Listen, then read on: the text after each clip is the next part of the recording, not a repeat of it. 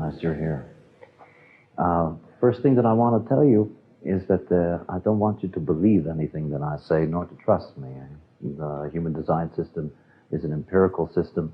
It's something that proves itself. Anybody who's ever worked with it knows that. So it's something for you to wait and see. I'm going to take you through a great deal of information. Before I do that, on the 3rd of January 1987 until the 11th of January 1987 on the island of Ibiza in the Mediterranean, I was penetrated by a voice. I was given all of this information. So I'm a messenger in this case, and I'm just here to share with you the knowledge that was given to me, and this knowledge is the human design system.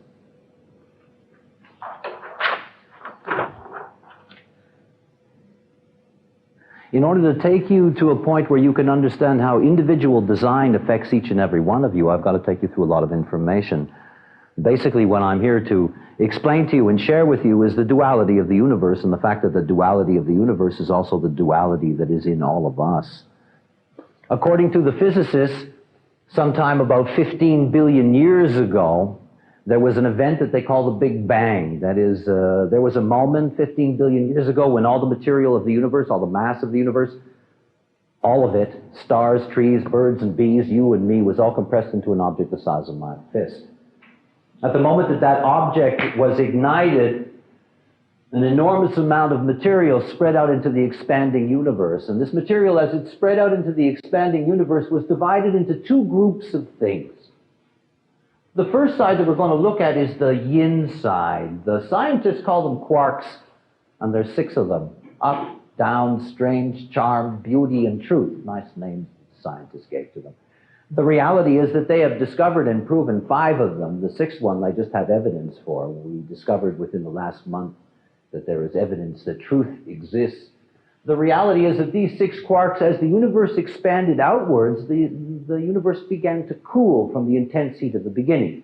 And as it began to cool, these 6 quarks came together in 2 groups of 3. We call these neutron and proton. And the neutron and the proton are at the center of everything that we call atomic in nature, which means what we are and this building and our planet and everything on it and all the stars and all the galaxies. All of that material is atomic in nature. The other side that was created at the beginning, they're called leptons. They thought for a long time that this was just pure energy. And these leptons were also divided into 6 parts. The 3 electrons and the 3 different types of neutrinos. And as the universe began expanding outwards and as the universe began to cool, what happened was that this neutron and proton came together with the electron and they formed the atom. Now, everything that we can think of is atomic in nature. Everything that we can think of is atomic in nature. Everything that we think of that has mass, that has shape, that has form, everything in the entire universe is atomic in nature. There's a joke, though, and there's always a joke. The joke is that if you add up all the material of all the stars and all the galaxies and all the trees and all the birds and bees, you only end up with 10%. You only end up with 10% of the mass of the universe. 10% of the material, 1/10. There's an enormous, enormous amount of material that is not atomic in nature. I'm here really to talk to you about neutrinos. My joke is that I'm a neutrino salesman, because the reality is that the neutrino is one of the most incredible things. Neutrinos are only made in stars. They're really the breath of stars. They're the byproduct of stars. There are so many neutrinos, it's hard to imagine. There's 3 trillion, that's 3 million neutrinos pass through everything, everywhere, all the time, at near the speed of light. Now, try to imagine that. You got 3 million of these particles, and they go through everything, everywhere, all the time, at near the speed of light. And what makes the neutrino absolutely extraordinary is that they discovered in the 80s that the neutrino bears an infinitesimal mass. This is very important. It's not pure energy, it's information. And that information is penetrating through all of us all the time, and it is programming us, as you will see. The second part of our story is more mystical.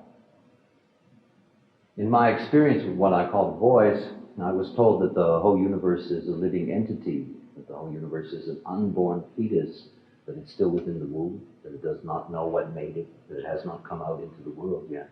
And in the information that I was given by the voice, what I was told about was the crystals of consciousness.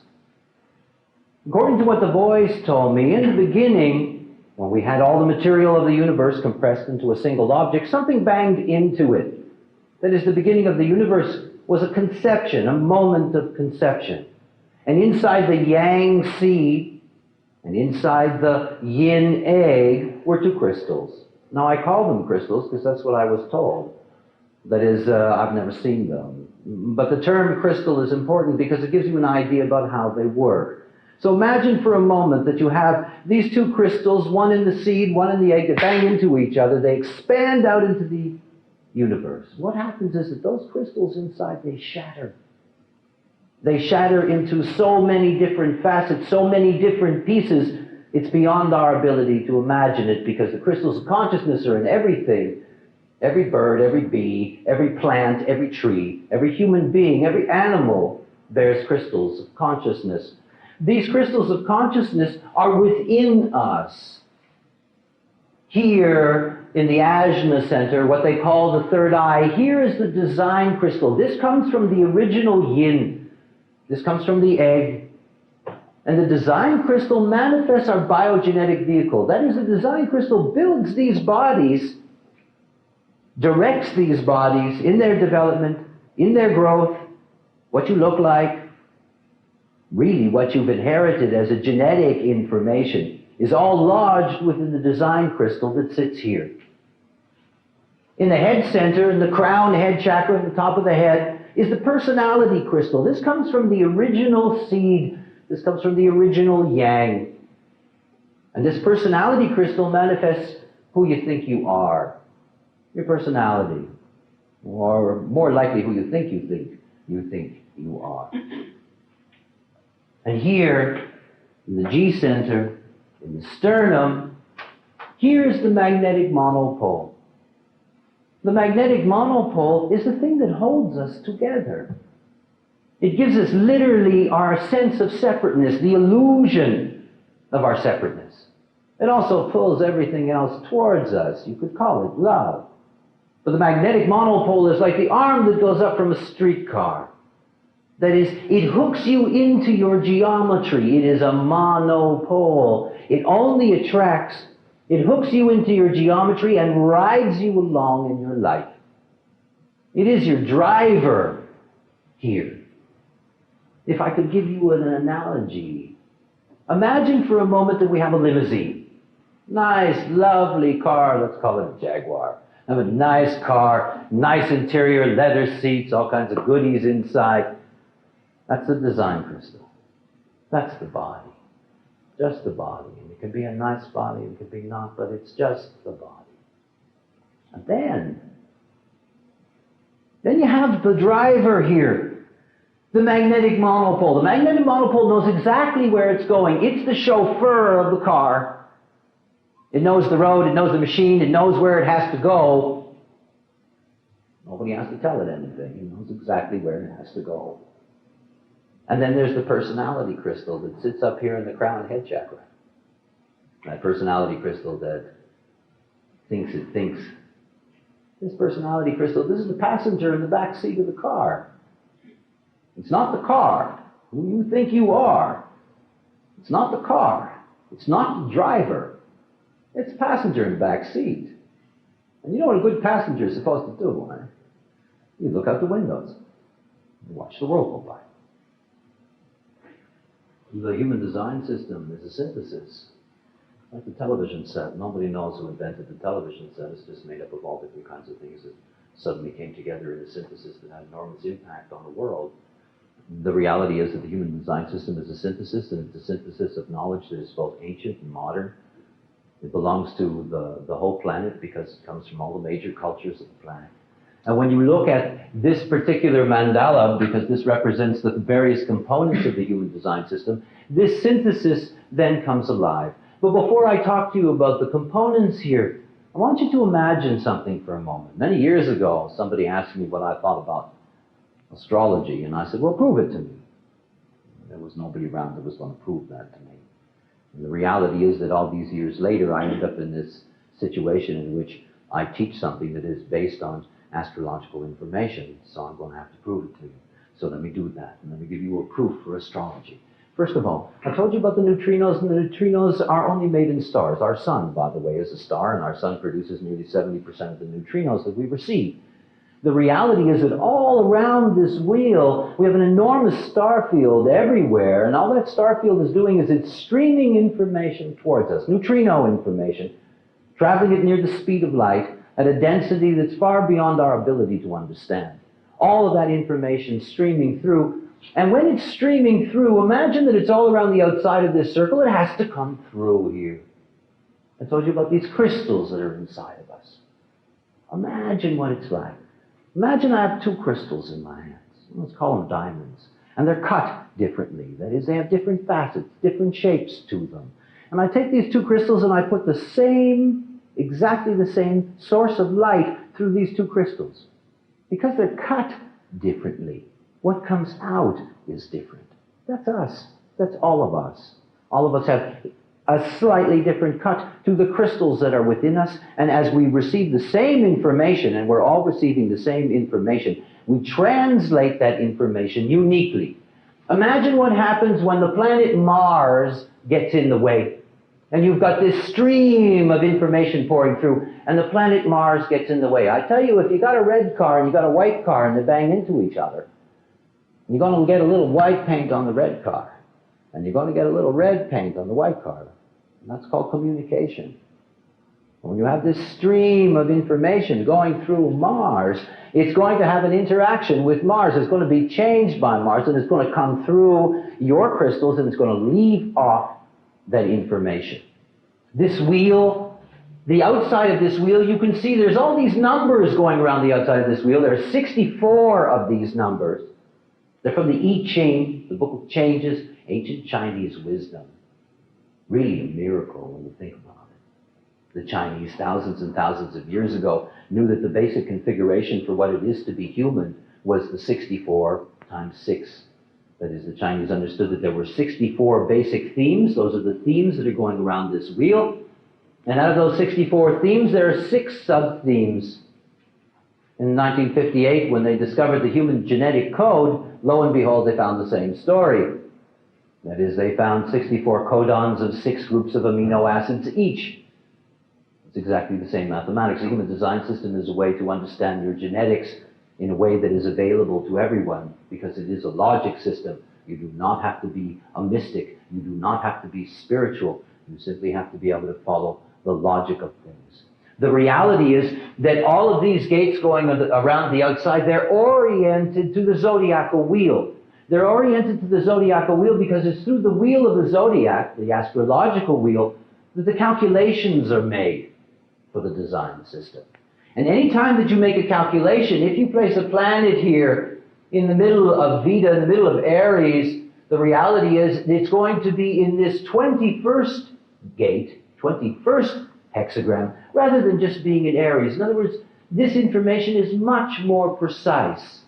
There are more groups involved. There's more exact information. And this information here, this 21 has a place here inside of the body graph. One of the unusual features about the design system is that the moment that you take the calculations of the planets, not only can you find out specifically where they are in terms of this genetic matrix, I Ching matrix around the outside, but you can place that information directly into the body.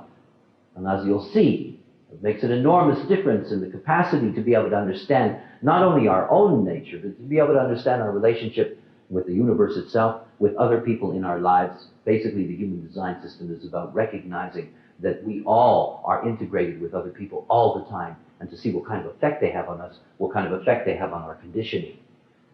Here, within the body graph, there are 9 energy centers. These energy centers are based in the Hindu Brahmin chakra tradition. And between these centers are channels. These channels are from the Zohar, from the Kabbalah. And they connect these energy centers together.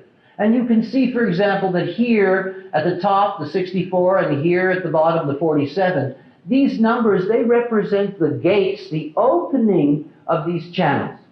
And if you had a planet in 64, which is over here, or in 47 over here, that would open up this channel. In other words, where everything is placed in the wheel gives you immediate access to be able to place that information inside of the body. This is an individual Rave calculation chart. On this individual Rave calculation chart, you can see that it has a very unusual feature because this chart is made up of two wheels and it has a body graph in the center. And these two wheels are very important.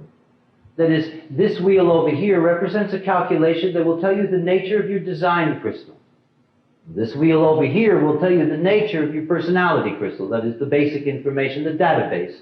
And then this database gets integrated here into the center, into the body graph. But before I can tell you that, or I'll tell you about that, I have to tell you the strangest thing I tell you tonight. That is the conception sequence, how life begins, how life comes into the world.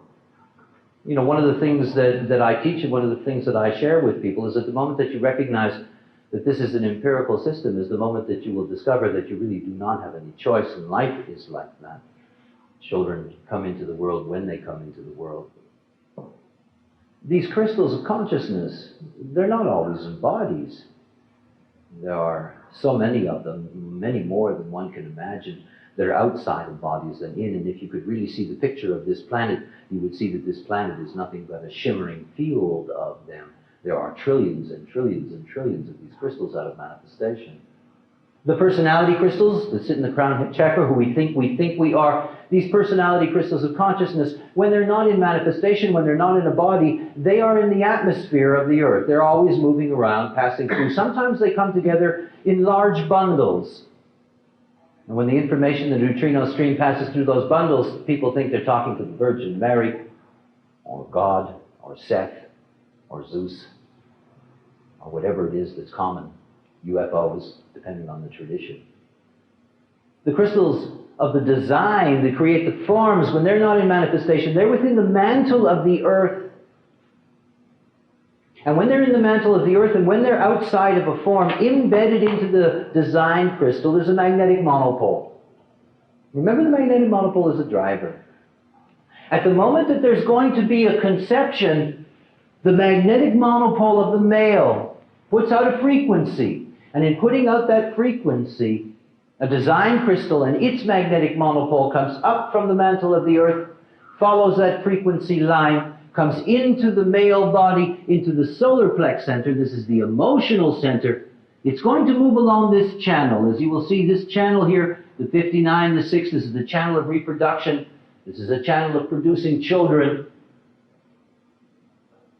At the moment of orgasm, it is the design crystal with its magnetic monopole, with its driver that's in exactly the sperm that does not break into the egg. The egg opens up for it. And the moment it starts, the moment that that seed is there within the egg, all there's there is the seed and the egg and the design crystal.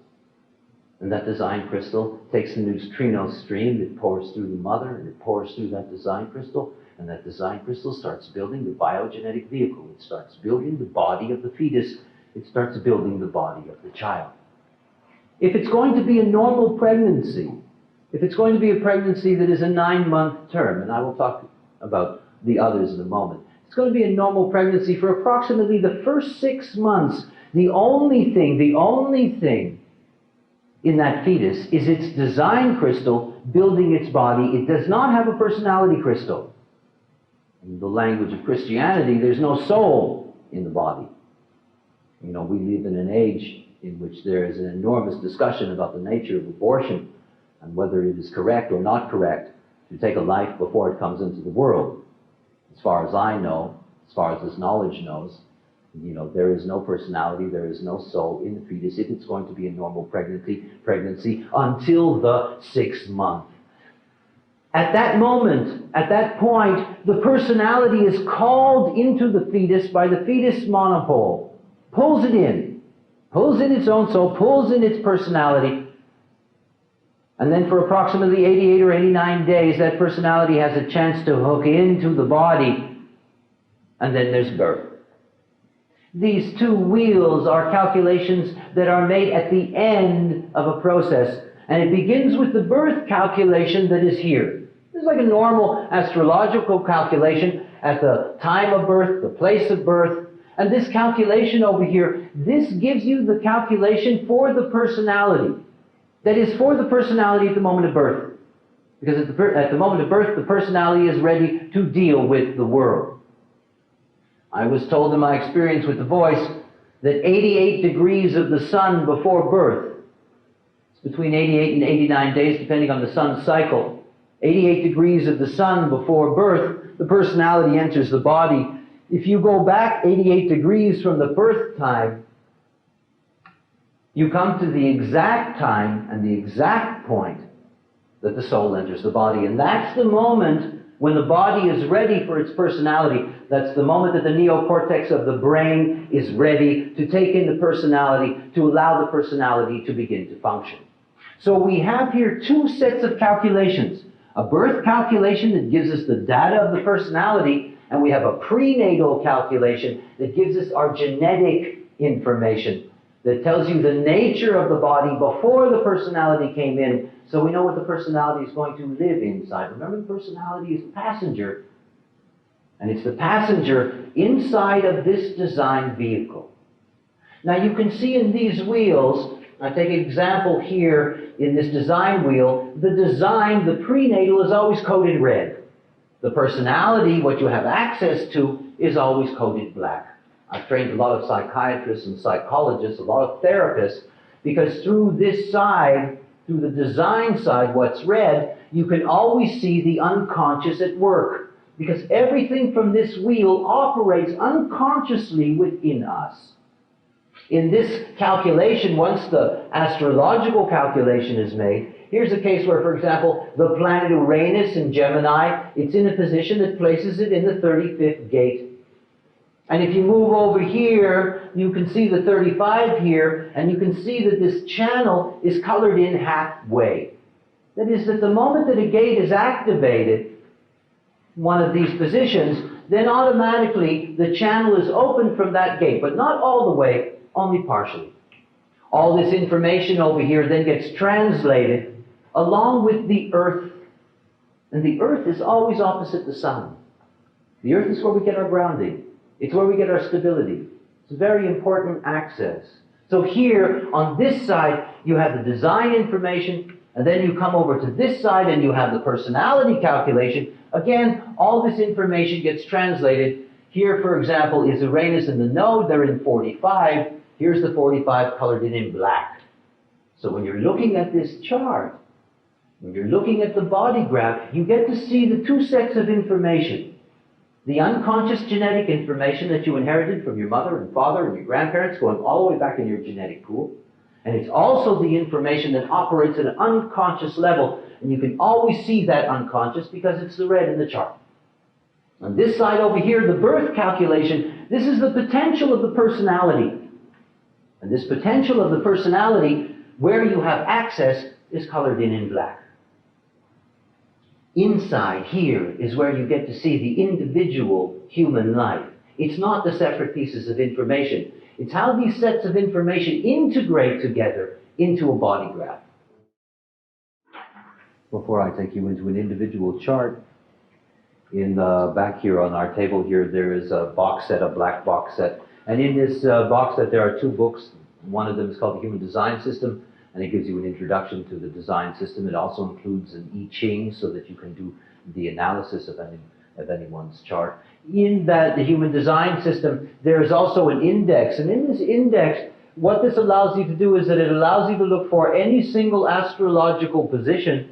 And out of those astrological positions, you can know exactly what hexagram, what gate, and exactly what sub-theme that particular planet, that particular object activates. One of the advantages of design is that you get very, very exact information. You simply have to read it. It gives you a deep detail of that information. So this index gives you an idea that you can go through the entire zodiac, and for every single one of these positions in the zodiac, there is a corresponding hexagram and line which will give you the exact information. So now we can get to individual design. This is an individual Rave analysis chart. This is the kind of chart that's used to do individual analysis. And you can see that these two wheels are no longer here. We have two sets of information now. We have the design information, and it's given in hexagrams and lines. So, for example, this Jupiter, the design Jupiter, the unconscious Jupiter, is in the 10th hexagram in the first line. There are always 6 sub-themes. And you can also see, for example, that on the conscious side, the personality Jupiter is in the 58th hexagram, 4th line. This 10 over here, here's the 10 over here, and you can see it's black and red because there's a 10 coming from the other side. It's a direct coding system. And in this particular chart, you just get the basic information in hexagrams and lines. If you look at the top, this is the founder of modern India, if you look on the right-hand side, it gives the birth time. If you look on the left-hand side, which is an earlier calculation, this gives you the moment that his personality crystal entered into a body. That is, when you have an individual Rave chart, you have both your birth time and you have your design time. That is, you have the time that your soul entered the body. These 2 sets of information then get translated here into the body graph. And the body graph is very special because when you see the information coded in, certain things happen. The first thing that happens is if you look here, you can see that there's a gate open at the top, the 43. That's the sun on the right-hand side here, the personality sun. And you can see that the earth opens up the 23 at the other end, and this whole channel is colored in, and these centers are colored in. This is called definition. Think of this as a circuit board. Whatever circuitry is running, whatever circuitry is always moving, drawn in this way, this is what can be trusted. It's there 24 hours a day. It's there all the time. It's always there. It's the only thing that a human being can trust. When you look at this drawing over here, you can see that this isn't colored in, and this isn't colored in, and this isn't colored in. This is the heart center. This is the ego and the willpower. This is the emotional center, the solar plex center. Here at the bottom, this is the root center, our adrenaline center, our kundalini center. They're not colored in. They're not connected. This human being is always going to live out what he's not. Human beings never live what they are. They never live their definition. They only live their conditioning. And these centers that are not colored in, these are the centerings where our conditioning takes place. Take the example here of the solar plex center. This is the emotional center.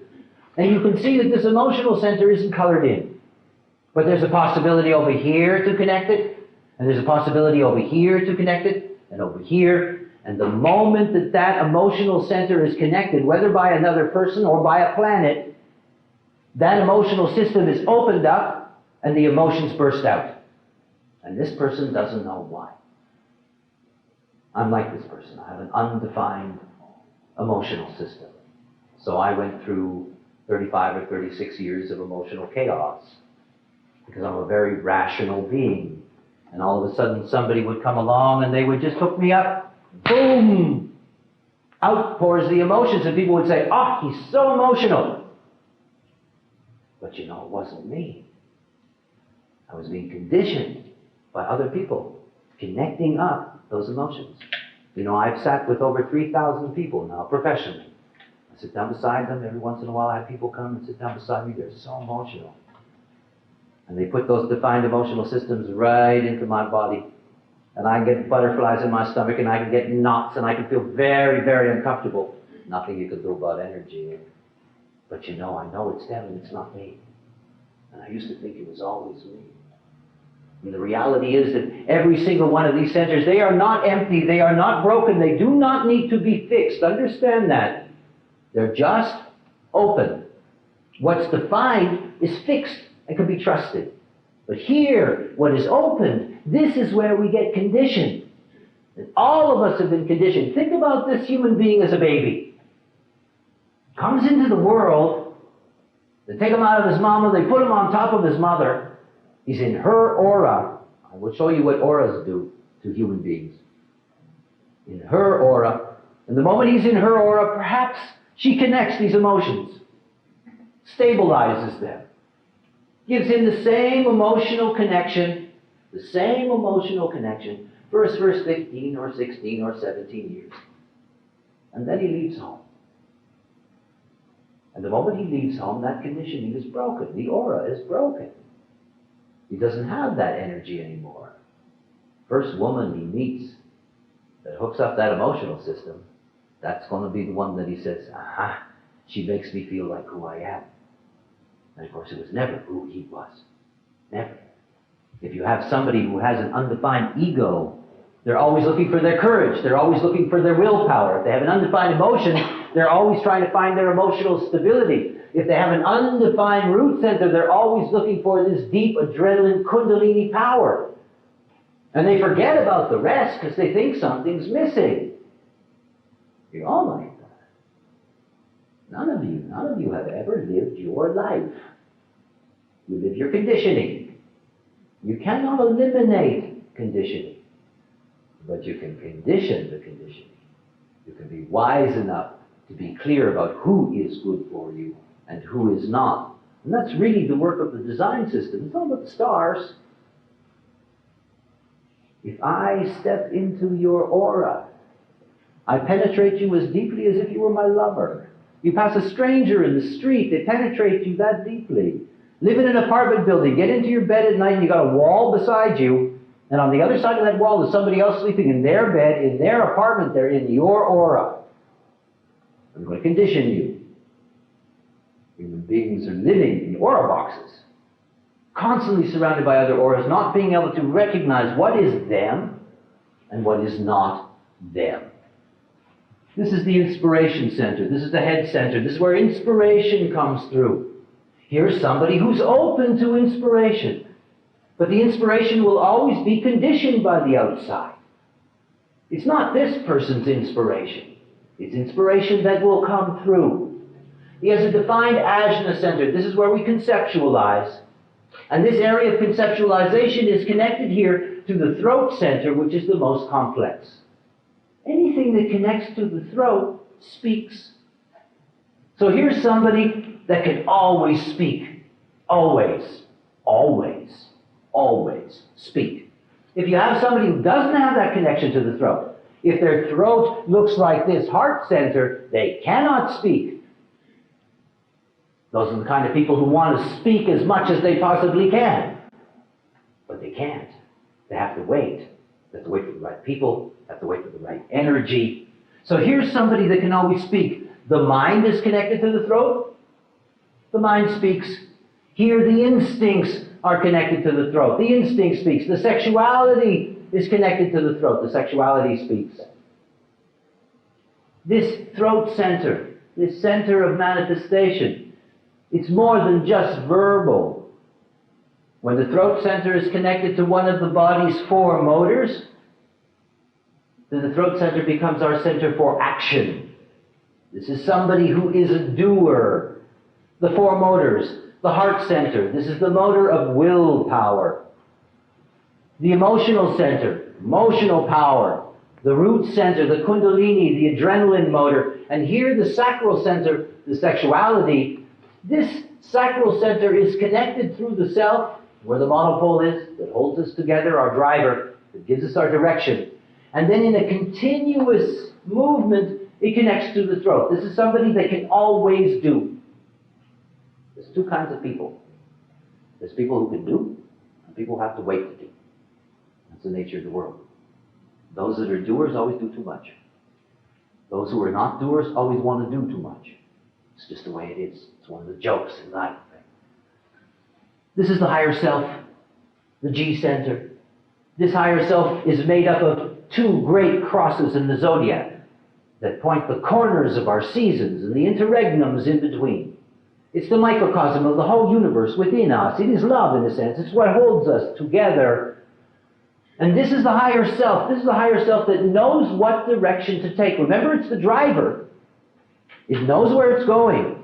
So if you have somebody that doesn't have a defined G center, they do not know who they are, they will never know who they are, and they suffer from this hip mythology that everybody is supposed to know their one self.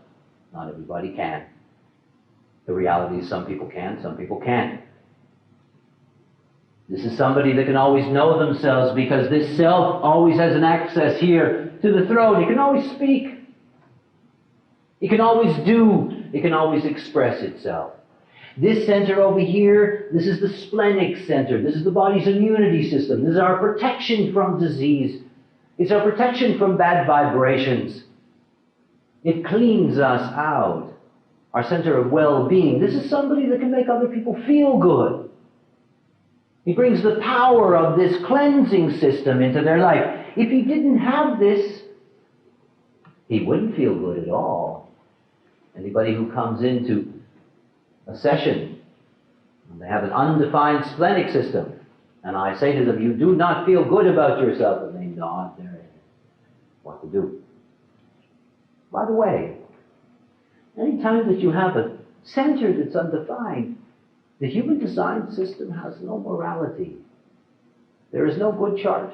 There is no bad chart. There is no better chart. There is no worse chart. These are just games. There's nothing to do with that.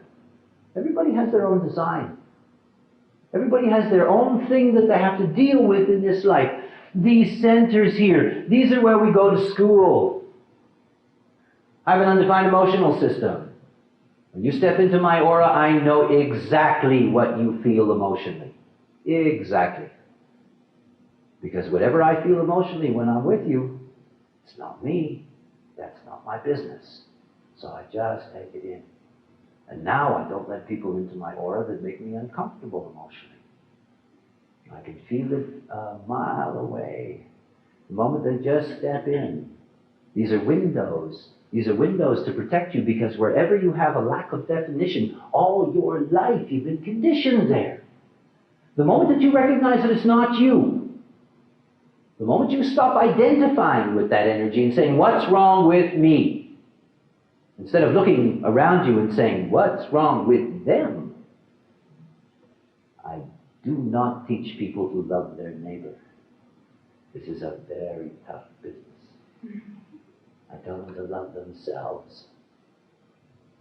In order to love yourself, you have to accept yourself for what you are. There is no magic potion. There is no guru. There is no mantra. There is nothing ever going to change the nature of what you are. It's fixed until you leave this plane. And unless you accept your own nature, not only will you never love yourself, you will never really find love. Most human beings, what they call love, is simply being conditioned by somebody else, whether it's a positive conditioning or a negative conditioning.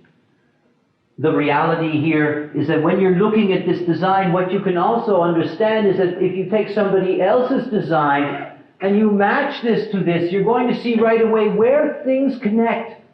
These potentials, this channel here, this outside channel is the channel of talent.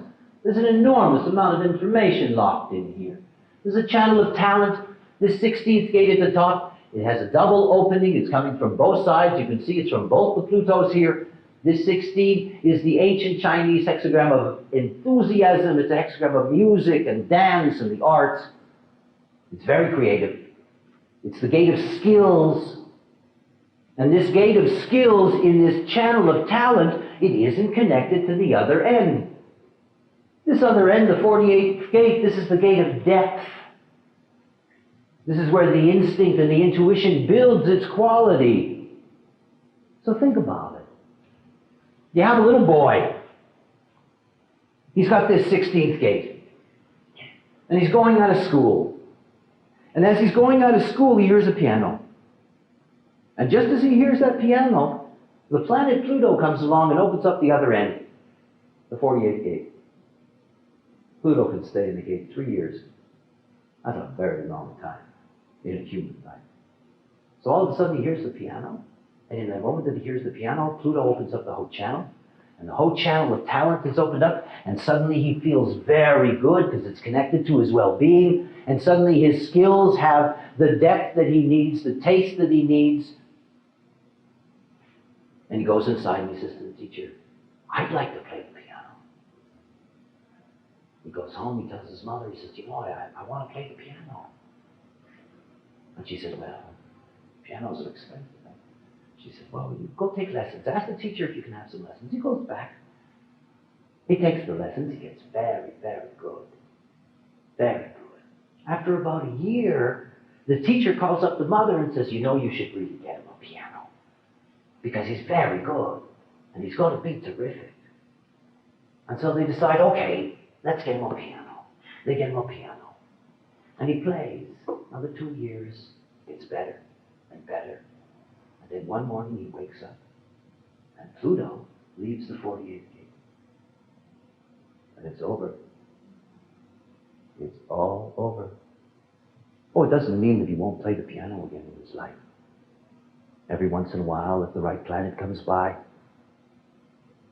if he's awake, if it's during the time that he has a chance. Maybe later in his life he meets somebody who has the other side, and he rediscovers his talent for music. But what he thought was him is over, and think about what that does to your psyche, because you do not know why. Evil is just ignorance. The greatest evil in the world is what people do to themselves, and it's just out of ignorance. What's he going to do with that? How is he going to explain that to himself? What happened to my talent? I don't want to play anymore. And what is his parents going to say? You should be practicing. It's gone. And all he's going to feel is guilt and shame and blame. He's just going to have to carry a heavy weight for nothing. It wasn't his fault. Life isn't anybody's fault. Life is just what happens. If you look here, I often have this situation with people that sit down and they see these empty, what they call empty centers, and they get very upset. You mean I don't have anything there? It's not true. Remember, they're not empty, they're not broken, they don't need to be fixed. Here's somebody who's very, very open on the mental plane. In a human being, there are 3 areas of awareness. There's the mental field of awareness. This is the mind. Most of us are stuck there, whether we should be or not. That is, if it's not defined, you can't trust it. She cannot trust her mind. She can be conditioned all her life mentally. Every time she's got an idea, every time she's got an opinion, every time she has an insight, it's got to come from somebody else because it's not there in her. By the way, that's very similar to Carl Gustav Jung. If you take a look at all the people that have an open mental system like this and you go into their house, they got lots of books, tapes, magazines, all kinds of stuff everywhere. They're just trying to fill up that space. Here, this is the oldest awareness system that we have. This is the splenic awareness system. This is our body consciousness. And this body consciousness is very different from the mind in that it only operates in the now. If you have this defined, colored in like our Father does, you can be spontaneous. You can be existential because this is an existential awareness. It's a now awareness. You go up to a door. You have an appointment. This screams at you, no. And then the mind comes in and says, yes, but we have an appointment when you really should be there. And the emotions come in, the vulnerability and the emotions come in. And she says, oh no, if I don't go in there, they're going to be upset with me and I'm going to be uncomfortable. And this splenic awareness, this now awareness does not come back a second time and say, hey look, I just told you no. Doesn't do that. You miss it, you miss it. Think about it. If somebody has a defined splenic awareness and they don't pay attention to their intuition, their instinct, they're never going to be able to guide their life properly. Never. The third awareness system is the most complex. It's the emotional awareness system in the solar plex center. Because it's not just an awareness. It's a motor. Unlike the other 2 awareness systems. And the confusion that exists in this planet. The violence that exists in this planet. The energy that exists in this planet. Is simply because people cannot control this emotional energy. These 3 areas of awareness have 3 different frequencies. The mental frequency works over all time. You can think about a problem yesterday, today, tomorrow. The splenic awareness only operates in the now, right here, right now, in the moment. And the frequency of the emotions is a wave. It either starts high, it goes down low, it comes back up, or it starts low, it builds up, and falls back down. So when you're really excited emotionally, don't make any decisions. That's not the awareness, that's the energy. And when you're deeply depressed, don't make any decisions, because that's not the awareness, it's the energy. People who have an emotionally defined self These people who have emotional definition in the solar plex center, they control the whole environment. If you have a defined emotional system and you walk into a room and you're in a bad mood, everybody's going to be in a bad mood. And if you walk in and you're in a good mood, everybody's going to be in a good mood. It's the way that it works. You can see that in the case of Indira Gandhi, that these three areas of awareness, along with the ego, they're not defined, they're open. This is somebody that could never trust her awareness. She can only trust her doing. She didn't know that. She didn't know that at all. If you're somebody like her, you've been living out somebody's ideas. Whenever you're spontaneous, it's because of somebody else. Whenever you're emotional, it's because of somebody else. Whenever your ego's pumped up and you're full of all kinds of willpower, it's somebody else. And you think it's you. So you make decisions on it. Like me with my undefined emotional system. When I was younger, I would have that emotional system pumped up, and the moment it would pump up, I would make a decision. I thought it was my emotions. This led to chaos. It had nothing to do with me. You know, what design is all about is to really understand the dichotomy that exists in each of us. This basic duality in each of us. What we can trust and where we're conditioned. The moment that you live out what you can trust is the moment that you're going to discover for the first time in your life that your life is okay. Because that's what you're here to do. The test in life is how you deal with all this potential conditioning. Most people just get absorbed in other people. They get absorbed in their children, they get absorbed in their lovers, they get absorbed in their colleagues. And they lose all sense of identification. So whenever you're looking at your own design and you're seeing all of these centers that are open, remember something. Two sides to it. You can be deeply conditioned there so that your whole life is lived out based on somebody else. If I did the charts of all of you, and I did the charts of all of your parents, and I did the charts of all the people that you're close with now, you will discover that the charts of your parents and the charts of the people you're close with now have all the same connections to you.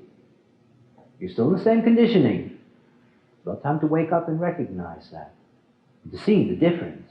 To know. And the moment that you can understand where you're conditioned is the moment that you are free of it. Not the energy. When people have powerful emotions and they step inside of me and I take that emotional energy inside, there's nothing I can do about it. But I don't identify with it. I don't suffer over it. And when I've had enough, I just step away and I break the aura and it's gone. Period. An aura is about twice the length of my arm, going all the way around my body in every direction. You think about that. You think about where you live. Think about the room you sleep in. I tell partners not to sleep with their lovers. It's very simple. You spend 1/3 of your life unconscious. Go to sleep in your own aura, wake up in your own aura. Otherwise, you're never going to know who you are. You're never going to even have a chance to know who you are. Because you're never going to be who you are, ever. Simple things. Simple things. The truth is always simple. All of us are always in a conditioning matrix. It means that you have to be very careful about the people that are around you. You have to recognize who's good for you and who isn't. You have to recognize that anybody in your life who is trying to change you is your enemy. Understand that. You cannot be changed. There's a gate here. Here's 15th gate. This is the gate of extremes. She's an extremist. And by extremist, what I mean is that she has extremes of energy. Sometimes she's busy. And sometimes she can't do anything. Now, when she can't do anything, the best thing for her to do is enjoy doing nothing. And when she's busy, the best thing for her to do is enjoy that. And if somebody comes up to her while she's lying flat on her back and she can't do anything and says, hey, you know, you should really get up and do something, then you know that she's got the wrong person in her life. And if she's running around like mad and somebody comes up to her and says, hey, you know, you should really calm down, you know she's got the wrong person in her life. Don't allow anybody to change you. Don't allow anybody to change your basic nature. It means they have no respect for you, and it means they do not love you. Human beings are forever getting themselves into relationships and then demanding that the other person change. It does not work that way. It'll only lead to problems over and over and over again. You have to find people in your life that accept you for what you are. And if they're not there, then learn to wait. Don't chase after every aura that comes into you and wants to condition you into being what they expect you to be. That's how you were all raised. By the expectations of your parents, by the expectations of your teachers, by the expectations of the places where you work. Constant conditioning. And then you end up being the same way. You get up in the morning, you look in the mirror, and you decide you don't like it. You want to be smarter, richer, faster, better looking. All those things that people think they deserve. Instead of just seeing that what you are is absolutely, absolutely perfect. And by the way, that's not mystical. That's just a fact. There's never been anything like any of you, or like me. We're absolutely unique. We're part of the genetic totality. Each of us. Think about these neutrinos. When they're pouring through us, they don't stop. You can't stop a neutrino. They go pouring through us, they program us, and we program it. And then they fly out into space at near the speed of light. I've been on the earth 46 years. In those 46 years, the information that has passed through me has gone out into the universe in every single direction, at near the speed of light. I have touched so many stars in the sky with my energy. In fact, and recognize that each and every light is of value. For that reason, we are all adding our information to the totality. It's just about recognizing that what you are is already okay. It's my joke with people. You're already surrendered, but you just don't know it. Really, to look at all kinds of relationships, all kinds of partnerships, all kinds of grouping together with people. In this particular case, what we have is that we have Indira, the daughter, in the red. We have her father in the black. And this chart over here, what this chart shows you is exactly how they come together in terms of what's fixed. Only the definition. The potentials aren't here. You can see on this side, you have all of these potentials here, but they're not a definition, so they don't get into this chart over here. The only thing that comes over here is the definition that is created, the permanent circuitry that is created, and this chart becomes the foundation of the relationship. And through this chart, you can see the nature of the relationship. If you'll remember, she did not have any of these three awareness systems defined. And the moment that she was in her father's aura, he defined the way her mind worked. He defined the way her instincts worked. And together, they opened up each other's emotional system. The moment that you step into somebody's aura, you make connections, and those connections are going to change you. This is somebody who was always being conditioned mentally by her father. She did not know that. Simply by being in his aura, she was defining her mental path. And when she left him, and she got married, she had her children, she came back to all of that. She ended up being this private secretary, spent a lot of time in this aura until he died. When human beings come together, there are four kinds of basic connections. The first kind of connection here is called dominance. Dominance is when one partner brings a whole definition. The best thing for dominance is love it or leave it. There's nothing you can do about it. Nothing you can do about it. If you have dominance in your life from your partner, first of all, it's what you're supposed to learn. But it's not pleasant. You have to deal with it. And there's nothing you can do. You can't change it. She could never change the way her father's mind works. She could never stop him from being an individual. This is the channel of individuality. This is from genius to freak. This is the unique insight of an individual. That was his way. Can't change that circuit. And the moment she's with him, she has to deal with that. And if she doesn't like it, she can't change it. She can leave it, but she can't change it. That's dominance. The second kind of connection is electromagnetic. An electromagnetic connection is when one partner opens up one end of a gate, and the other partner opens up the other end of a gate. This meeting of each coming from the other side, this is the basic and fundamental dynamic in a relationship. This is love. This is also hate. It is attraction. It's also repulsion. It's the basic energy that fuels a relationship. In their particular case, this is in the channel of intimacy, the most intimate of the social channels. These are people that have a deep, deep connection to each other, a dynamic intimacy between the two of them. The third kind of connection is called compromise. This is the channel of leadership. This channel of leadership is very interesting. Coming out of the self, you have the seventh gate. The seventh gate is about the role of the self in interaction. Whether someone's going to be a general, or an authoritarian, or a democrat, or an anarchist, all kinds of possibilities. And the 31 gate at the top in the throat center, so that it can be expressed, this 31 is the gate of influence. And when the role and the influence come together, you have the channel of leadership. Now, you can see in this case that the daughter has the whole channel. The father only has the beginning of it. He needed her in his life. And the role that she brought, because he did not have the role, he had the potential for influence, but he did not know what role to play. She brought the role, and she brought the role of the Democrat. So it started off as the world's largest democracy. It still is. The last kind of connection is called companionship. And you can see in this black and red coding, the companionship is when both partners open up a whole channel together. This is real friendship.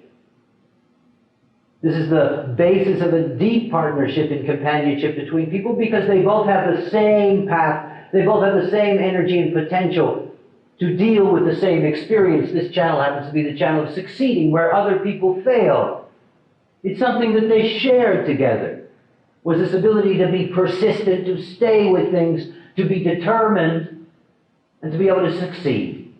To discover what they need to discover to succeed. These four kinds of relationships condition our meeting with other people. The moment that you have the foundation is the moment that you can go over to this side and you can find all the smoking volcanoes. Because you see, this is never static. This is the foundation of the relationship. But the relationship changes in time. It changes when people come into the light. Let's take an example here. In the middle, this channel 2838, this is the channel of struggle. This is the channel of stubbornness. This 38th gate at the bottom is the gate of the fighter. The gate at the top, the 28th gate, this is the gate of the game player, the gate of the risk taker. And the moment that the game playing gate is opened up, then the fight gets serious and the struggle begins. Imagine for a moment it's not father and daughter.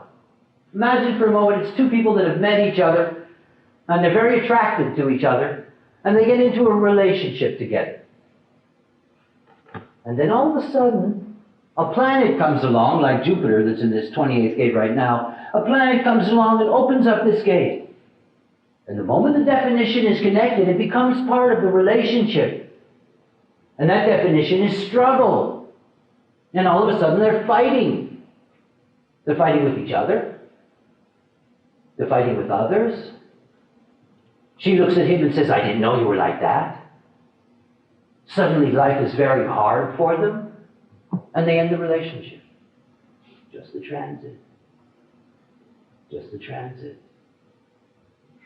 You know, this relationship, everything is connected together. This is very nice. They can communicate with each other. Every once in a while, not just every once in a while, a lot of the times you have relationships that are split, that have two areas of definition that are not connected to each other. And these people can come together on a transit that makes the bridge. It's happened so many times. You meet somebody, feels terrific. By the time the problems start, the woman's pregnant. They have the child. Child comes into the world, brings exactly the right aura to hook it all up again. And they all stay together as the child grows up. The parents, when they have problems, communicate through the child to each other.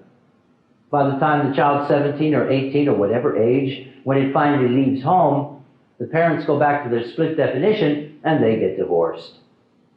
And this is a movie that's been played over and over and over and over and over and over again. The reality is, it could be just a planet, like the little boy with Pluto opening up his talent. All of a sudden things can be wonderful, and then one morning comes along and they're gone. And what human beings do will then be their catalog of reasons. It's because of this, or because of that, or because of this, or because of that, and they do not know, you do not know. It's just a mechanic. The moment that you recognize that is the moment that you can really be awake. Awake. It's very different than being asleep. To be awake is just to experience your life. And it's to experience your life without seeing that there's anything wrong with it. There is not. There is not. It is what it is. To recognize the influence that people have over you. To recognize your own conditioning. To understand in those moments that you're confused about what's going on in your life, there are answers that you can find. As long as you understand your own nature, as long as you understand your own design, then you can understand how you're affected by everything else around you. No choice is my favorite sign. You know, one of the trials and the specialties of this kind of work is going around, and I travel all over the place, letting people know that there's a way to understand how these things work. No choice is real. That is, it's real at the physics level, it's real at the atomic level, it's real at the biological level. Everything that you think and say and do is initiated in the deep gray areas of your brain 1/2 second before you're aware of it. Think about that. Everything that you think and say and do, everything that you think and say and do is initiated in the deep gray areas of the brain a minimum of 1/2 second before you're aware of it. We do not make any choices. We live out our lives. Life is something that happens to us. Now, as I told you, this is not about believing. There's been too much believing. The age of believing is over. We live in an age where it's necessary to have the facts. The reality is that I would never do such a silly job, because it's a silly job. I would never do such a silly job unless it was actually the facts. It's logical. It works over and over and over again. And this is the whole thing. It's something that you have to discover for yourself. It's not something that you discover through me. It's something you discover yourself. The moment you know your own design, you can find out the truth for yourself. And you can see that the moment that you recognize that is the moment that you're really free from the conditioning, because it's the moment that you can recognize it. You begin your process of separating from the conditioning in your life that's negative. I'm going to be here in Munich until Saturday. Sunday, we're going to be giving a workshop here on Saturday and Sunday, and I'm available during the course of this week for the time that I have left here to do individual readings. You know, to have your own individual analysis done. This is the easiest way and the quickest way to recognize that this can really tell you who you are, and it can really give you an enormous amount of protection in your process.